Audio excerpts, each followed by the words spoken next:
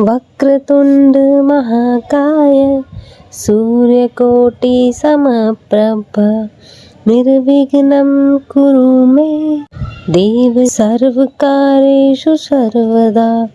गौरीपुत्र गणेश भगवान की जय। श्री शिवाय नमस्तुभ्यम। प्रिय भक्तजनों, आप सभी को सावन माह के विनायक चतुर्थी की हार्दिक शुभकामनाएं। भगवान गणेश जी की कृपा आप और आपके समस्त परिवार पर सर्वदा बनी रहे। प्रिय भक्तजनों, आज हम इस वीडियो में विनायक गणेश चतुर्थी की व्रत कथा सुनेंगे। गणेश चतुर्थी का व्रत जो कि हर माह के कृष्ण पक्ष की और शुक्ल पक्ष की चतुर्थी के दिन किया जाता है। कृष्ण में पड़ने वाली चतुर्थी को संकष्टी गणेश चतुर्थी के नाम से जाना जाता है और शुक्ल पक्ष में पड़ने वाली चतुर्थी को विनायक गणेश चतुर्थी के नाम से जाना जाता है और भगवान गणेश का पूजन किया जाता है। और भगवान गणेश जो कि प्रथम पूजनीय माने जाते हैं। किसी भी प्रकार के शुभ कार्यों में या मांगलिक कार्यों में सबसे पहले भगवान गणेश जी का पूजन किया जाता है। और जो भक्त सच्ची श्रद्धा के साथ, नियम और निष्ठा के साथ विनायक गणेश चतुर्थी का व्रत करते हैं, इस दिन भगवान गणेश के साथ माता दुर्गा यानी चौथ माता का पूजन करते हैं, उनके सभी प्रकार के विघ्न दूर हो जाते हैं तथा भगवान गणेश जी की कृपा से सभी प्रकार की सुख और समृद्धि की प्राप्ति होती है। और विनायक गणेश चतुर्थी का व्रत जो भी करते हैं, उन्हें इस दिन सुबह ब्रह्म मुहूर्त में उठकर नित्य क्रियाओं से निवृत्त होकर गंगा नदी में या घर के नहाने के पानी में ही थोड़ा गंगा जल मिलाकर स्नान करना चाहिए और शुद्ध वस्त्र धारण करके दिन भर उपवास रहते हुए भगवान श्री गणेश जी का सुबह के समय में और शाम को चंद्रोदय के समय पूजन करना चाहिए और उसके बाद चंद्रमा को अर्घ्य देकर ही व्रत को पूर्ण माना जाता है। उसके बाद फिर भोजन ग्रहण करना चाहिए और विशेषकर भगवान गणेश जी को जो कि तिल से बनी हुई वस्तु का भोग लगाना चाहिए या मोदक आदि का भोग लगाना चाहिए और इससे भगवान गणेश जी अति प्रसन्न होते हैं और अपनी कृपा प्रदान करते हैं। तो प्रिय भक्तजनों, आइए अब श्रवण करते हैं विनायक गणेश चतुर्थी की व्रत कथा। तो आप सभी भक्तजन बड़ी ही श्रद्धा और ध्यान पूर्वक प्रसन्न चित्त मन से भगवान श्री गणेश जी के चरण कमलों का ध्यान करते हुए इस कथा को श्रवण कीजिएगा। तो सभी प्रेम से बोलिए भगवान गणेश जी की जय। कथा के अनुसार एक बार भगवान शिव और माता पार्वती नर्मदा नदी के किनारे बैठे थे और वहाँ पर माता पार्वती ने भगवान शिव जी से समय व्यतीत करने के लिए चौपड़ खेल खेलने को कहा और भगवान शिव जी चौपड़ खेलने के लिए तैयार हो गए। परंतु इस खेल में हार जीत का फैसला कौन करेगा, यह प्रश्न उनके समक्ष था।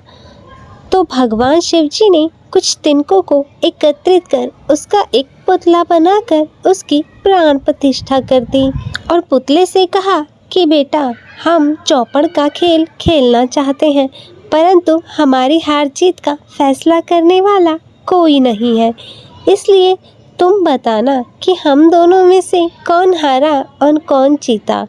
और फिर इसके बाद भगवान शिव जी और माता पार्वती का चौपड़ का खेल प्रारंभ हो गया और यह खेल करीब 3 बार खेला गया और संयोगवश तीनों बार माता पार्वती विजयी हो गई।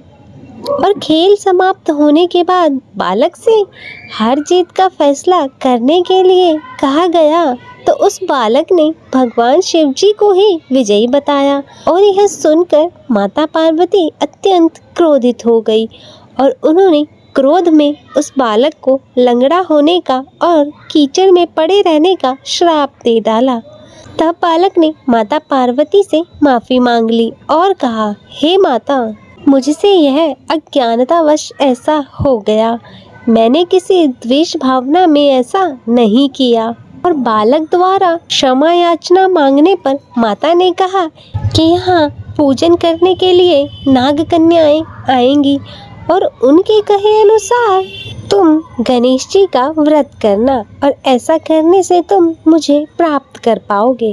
और ऐसा कहकर माता पार्वती और भगवान शिव जी कैलाश पर्वत पर चले गए और 1 वर्ष के बाद उस स्थान पर नाग कन्याएं आईं। तब उस बालक ने नाग कन्याओं से भगवान श्री गणेश जी के व्रत की विधि मालूम करके 21 दिनों तक लगातार भगवान श्री गणेश जी का व्रत किया और उसकी श्रद्धा से गणेश जी प्रसन्न हुए और भगवान गणेश जी ने बालक को मनोवांछित फल मांगने के लिए कहा।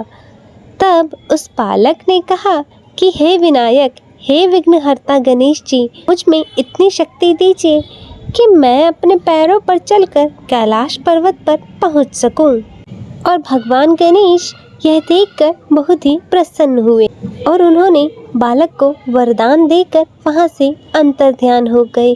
और इसके बाद वह बालक कैलाश पर्वत पर पहुंच गया और कैलाश पर्वत पर पहुंचने की कथा उसने भगवान शिव जी को सुनाई। और चौपड़ का खेल वाले दिन से ही माता पार्वती जी भगवान शिव जी से विमुख हो गई थी। अतः देवी के रुष्ट होने पर भगवान शिव जी ने भी बालक के बताए अनुसार 21 दिन तक भगवान श्री गणेश जी का व्रत किया। और इस व्रत के प्रभाव से माता पार्वती के मन से भगवान शिव जी के लिए जो भी नाराजगी थी वह समाप्त हो गई। और तब यह व्रत विधि भगवान शंकर ने माता पार्वती को बतलाई और यह सुनकर माता पार्वती के मन में भी अपने पुत्र कार्तिकेय से मिलने की इच्छा जागृत हुई। तब माता पार्वती ने भी 21 दिनों तक भगवान श्री गणेश जी का व्रत किया तथा दुर्वा, पुष्प और लड्डुओं से भगवान गणेश जी की पूजा और अर्चना की। और व्रत के 21वें दिन स्वयं कार्तिकेय जी माता पार्वती से मिलने पहुँचे और उस दिन से श्री गणेश चतुर्थी का यह व्रत मनोकामनाओं की पूर्ति करने वाला माने जाने लगा। और इस व्रत को करने से मनुष्य के सारे दुख दूर हो जाते हैं और मनुष्य को समस्त सुख सुविधाओं की प्राप्ति होती है। अतः हे गणेश जी, इस कथा को कहते, सुनते और हुंकारा भरते सभी पर अपनी कृपा बनाए रखना। सभी के जीवन से दुखों और कष्टों को हरना, सभी के जीवन में सुख और शांति देना।